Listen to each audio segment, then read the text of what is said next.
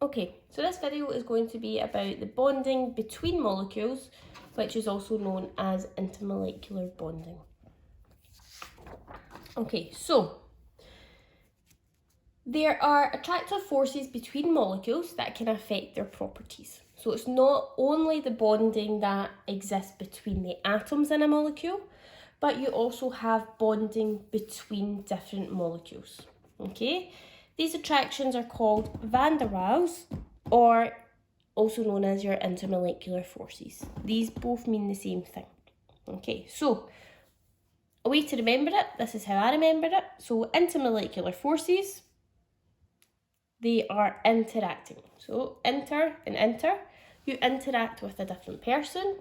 So your intermolecular forces are between different molecules. Okay, so there's 3 types of intermolecular forces you need to know.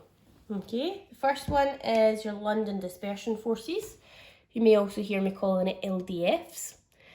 You have your dipole-dipole attractions, and you have your hydrogen bonding. Okay, so first of all, we're going to look at London dispersion forces. So London dispersion forces are the weakest form of intermolecular bonding.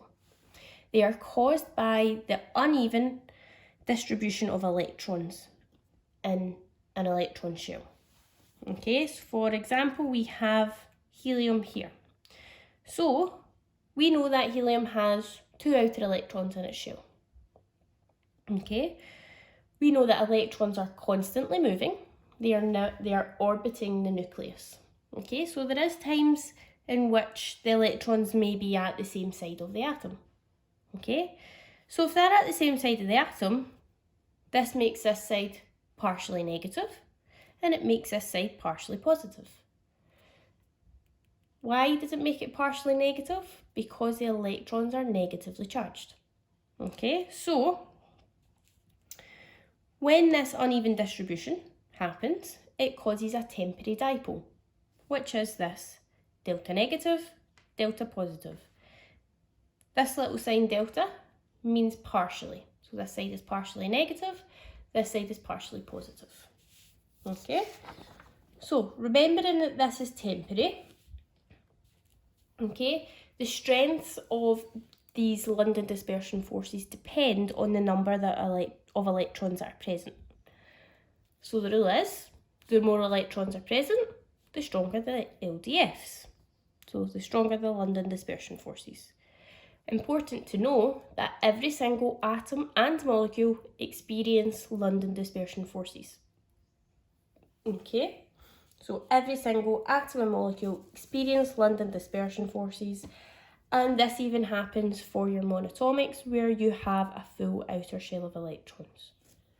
Okay, so your next one then, your next type of intermolecular bonding is dipole-dipole attractions. These are also known as permanent dipole, or PD-PD. Okay, because we understand that permanent dipole is a bit of a mouthful. So these attractions arise in polar molecules. Remember, polar means there's a difference in electron negativity between the atoms. Okay, so here we have hydrogen and chlorine. Hydrogen is 2.2 and chlorine is 3.0. Okay, which means your chlorine has got a greater attraction for the electrons in the bond, therefore it's going to pull the electrons closer to itself. When you're pulling the electrons closer to itself, it's making itself delta negative, and therefore the hydrogen atom is delta positive. Okay, so in this bond, you have permanently charged ends. Okay, because the chlorine is pulling the electrons closer to itself. These electrons are negatively charged, therefore it's going to make itself partially negative. Okay, this is a permanent, this atom has permanently charged ends. So the dipole-dipole attractions, what we're looking at, is the attraction between oppositely charged ends of different molecules. So looking back at the hydrogen and chlorine. Chlorine is delta negative, our hydrogen is delta positive. So these dipole-dipole attractions exist between the delta negative chlorine and the delta positive hydrogen of a different molecule. Okay, so remember it's intermolecular bonding, it's between different molecules. This can happen quite a lot in a substance. Okay, so the dipole-dipole attractions are stronger than London dispersion forces, okay, for molecules that have similar numbers of electrons. So if an atom was to have London dispersion forces and dipole-dipole attraction, you're going to have a higher melting boiling point. Okay, remember every single atom or molecule has London dispersion forces. So an atom can't have a dipole-dipole attraction without the London dispersion forces. Okay, so for comparing the same gram formula mass, so we can see that propanone has a gram formula mass of 58 and butane has a gram formula mass of 58. Okay, we've got our structures here. Butane is your alkane with 4 carbons in it, and your propanone is your ketone, which has 3 carbons in it and 1 carbon to oxygen double bond. Okay, this carbon to oxygen double bond is going to have a partial charge. Okay, so this is going to be delta negative and your carbon is going to be delta positive. Therefore, this bond is polar. Okay, so from that bond being polar, this then arises your permanent dipole attraction. Okay, because in a substance you could have a delta positive from another molecule that is then attracted to this delta negative oxygen. Okay, so both have LDFs because every atom or molecule has an LDF. Okay, and we can look at the difference in their boiling points. So the only difference here really is the intermolecular forces. So your propanone has permanent dipole, and your butane does not. Okay, because they both have LDFs.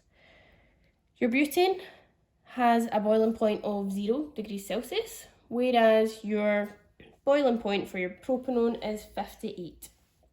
Okay, with your dipole-dipole attractions, they are stronger than LDFs. Therefore, if your molecule is experiencing dipole-dipole attractions, their boiling point is going to be increasing.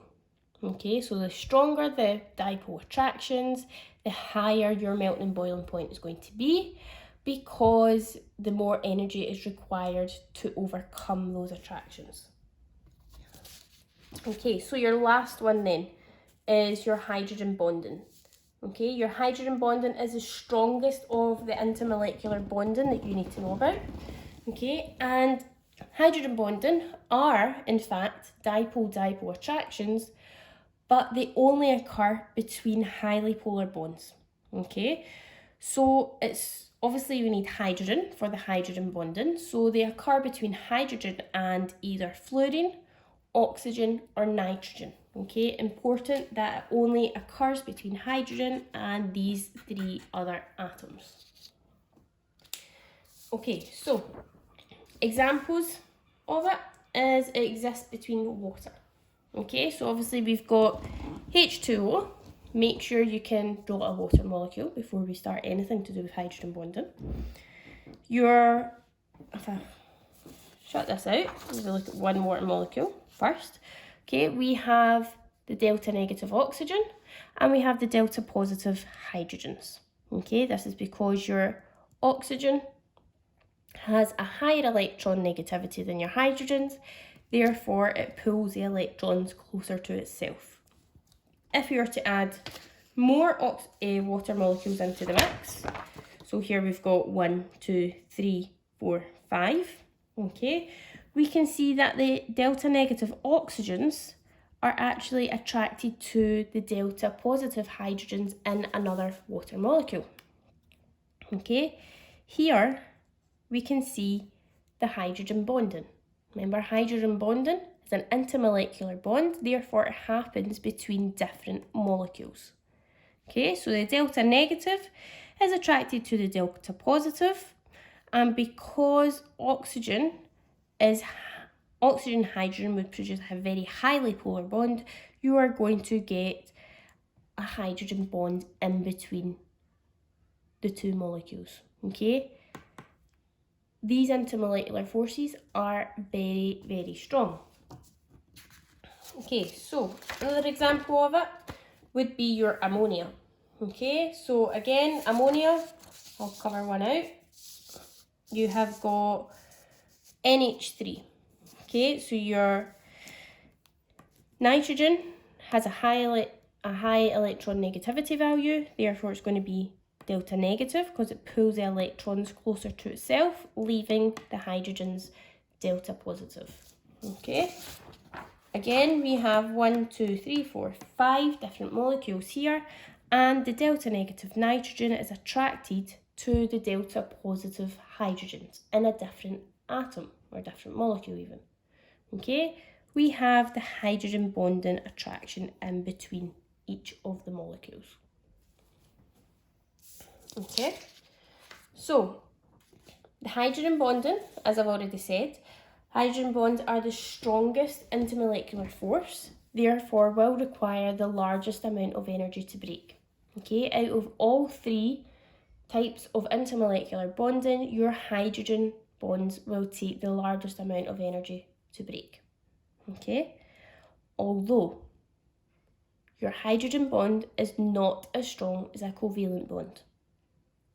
Okay, so the actual bond between the atoms is stronger than the hydrogen bond between the molecules. Okay, so what does this do for molecules, for the hydrogen bond, and what effect does it have? So when hydrogen bonding is present in a compound, they have a much higher melting and boil point when compared to similar molecules. Okay, for example, ice. The molecules are hydrogen bonded together, okay, and they form a rigid lattice. Okay, these bonds require a large amount of energy to break. If you look at the PowerPoint, you can see that HF, so hydrogen fluoride, ammonia, NH3, and H2O have a much higher melting point than expected. This is due to your hydrogen bonding being present. Okay.